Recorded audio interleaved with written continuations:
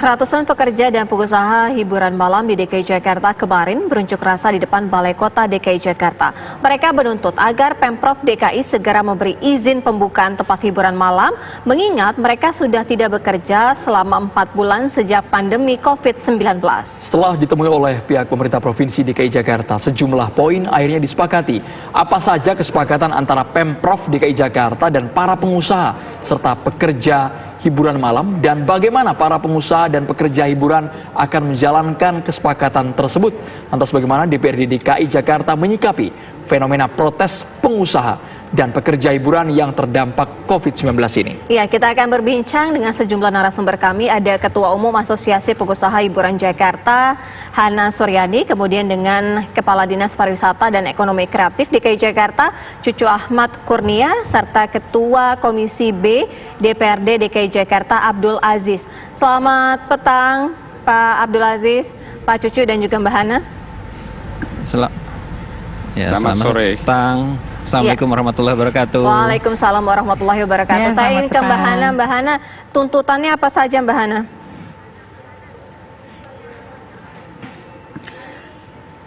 Ya, tuntutan kami kemarin sudah jelas bahwa kami minta tempat kami dibuka kembali dengan pasti yaitu protokol COVID-19 yang ketat kami akan jalankan.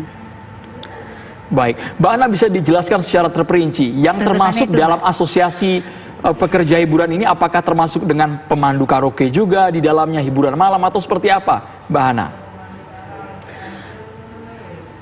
Ya, jadi gini, kalau di dalam hiburan malam itu kami mencakup beberapa jenis usaha, yaitu diskotik, klub malam, karaoke, bar, live musik, dan juga pub ya gitu. Nah, kalau tadi disebutin masalah pemandu lagu itu bukan, Mas. Jadi kita harus sepakati dulu bahwa pemandu lagu itu adalah freelance dan tidak disediakan oleh semua karaoke. Nah, kenapa di sini ada karaoke keluarga dan karaoke di luar non karaoke keluarga juga itu tidak semua menyediakan pemandu lagu. Jadi ini adalah tentatif aja gitu. Jadi gaya atau masing-masing dari pemilik karaoke gitu. Iya, Mbak Hana, kita tentu ingin mengetahui selama kurang lebih 4 bulan dunia hiburan ini ditutup, tempat-tempat hiburan maksud kami. Artinya bagaimana dengan kehidupan para pekerjanya? Iya, kalau masalah dengan karyawan sejak 23 Maret itu kita ditutup, sudah pasti mereka menjerit ya, sudah tidak, sejak penutupan itu saja mereka sudah tidak bisa melanjutkan hidupnya. Kenapa? Karena kita tahu bahwa mereka adalah karyawan-karyawan kecil yang mana gaji bulan itu dipakai untuk hari itu atau dipakai untuk bulan depan. Contoh gajian tanggal 5 itu dipakai untuk tanggal 6, tanggal 15 saja gajiannya sudah habis, Mbak. Nah, ini 4 bulan. 4 bulan tidak ada solusi bagi kami.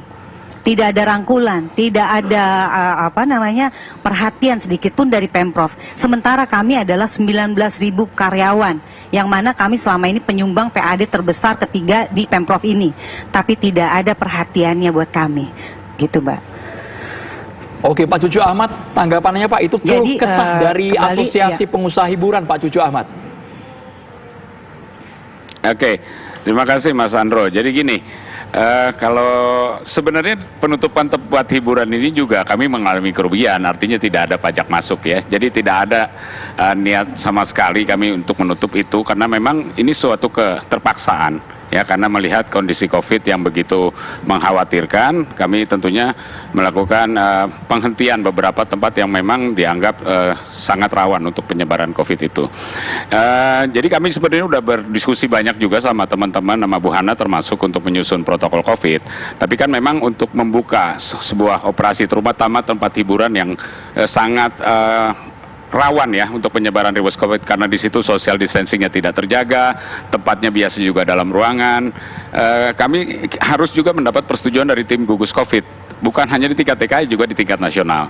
Jadi saya rasa juga sebaiknya Ibu Hana dan kawan-kawan juga berdiskusi, bertukar pikiran dengan tim gugus COVID, terutama di tingkat nasional gitu. Iya, tapi sejauh ini apa Pak kesepakatannya? Kesepakatan dengan teman-teman tentunya yang kami sudah boleh operasi itu adalah restoran dengan kapasitas 50%. Jadi kalau mereka memiliki izin restoran, mereka bisa melakukan operasi secara normal gitu dengan kapasitas 50%. Tapi fasilitas lain seperti karaoke ataupun musik itu hidup itu kita belum perbolehkan untuk beroperasi. Oke, dari Mbak Ana sudah berkomunikasi dengan gugus tugas COVID-19 sebelumnya? Ya, tentunya kami kan melakukan pembukaan sebuah operasional pariwisata itu tentunya kita berkonsultasi dengan tim gugus COVID. Kalau enggak ya nggak akan dibuka gitu. Mbak Hana. Ya, itulah yang kami sayangkan. Selama ini kan kami hanya memang berkomunikasi dengan Dinas Pariwisata dan kemarin juga kayak dari usaha bioskop sudah dibuka terus ditutup lagi oleh tim gugus tugas COVID-19. Nah berarti di sini kan ada tim gugus tugas COVID-19 atau tim pakar dari epidemiologi itu kan punya wewenang juga untuk menentukan kami buka atau tutup.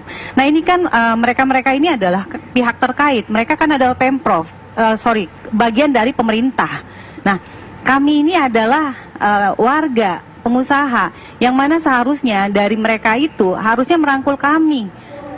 Mereka ini pakarnya, mereka orang-orang yang mengerti di bidangnya. Dan kami ini hanya siap patuh Pak Mas untuk menjalankan peraturan yang dikasih. Tapi sampai 4 bulan ini tidak ada rangkulan atau apapun itu ke kami. Ini kami sayangkan, makanya kami kemarin itu sudah patah arang, makanya gitu. Pak Cucu, ini Mbak. tadi disampaikan Mbak Hana, sayang sekali tidak ada komunikasi lebih lanjut sebenarnya mereka harus seperti apa? Ya, jadi sebenarnya kami dalam penyusunan protokol COVID kan waktu itu juga berbarengan ya dengan termasuk dengan Bu Hana.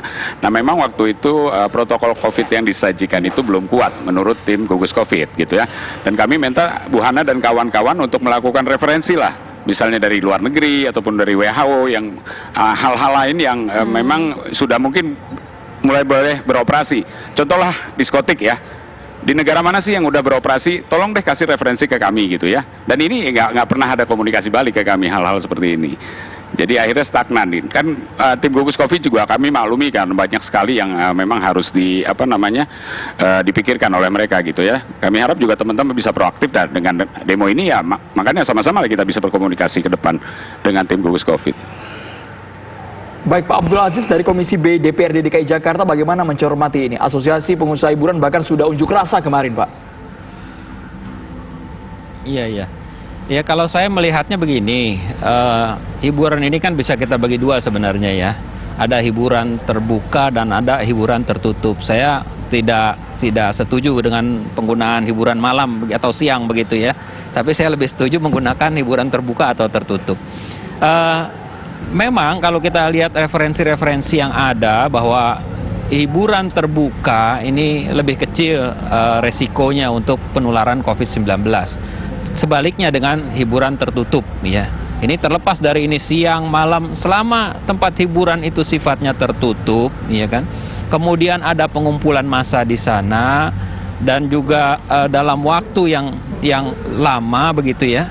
Itu resiko penularannya sangat besar dan saya kira kebijakan untuk menutup atau membatasi tempat-tempat hiburan tertutup ini bukan saja ada di Jakarta, bukan hanya aja di Indonesia, tapi di seluruh dunia pun dilakukan demikian.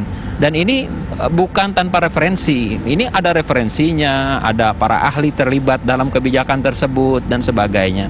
Dan saya kira tertutupnya atau ditutupnya atau dibatasinya hiburan-hiburan tertutup ini tentunya punya maksud yang baik ya, agar tidak terjadi penularan COVID dan juga saya kira ini ujung-ujungnya pasti keselamatan yang diutamakan. Memang kita juga pahami bahwa bukan cuma tempat hiburan tapi seluruh pekerja-pekerja di bidang apapun, industri, manufacturing dan sebagainya itu mengalami hal yang sama. Gitu. Jadi saya tidak setuju kalau yang diperhatikan hanya hiburan malam, tapi semua memang mengalami hal yang sama. Saya sebagai Ketua Komisi B sudah banyak sekali menerima laporan-laporan.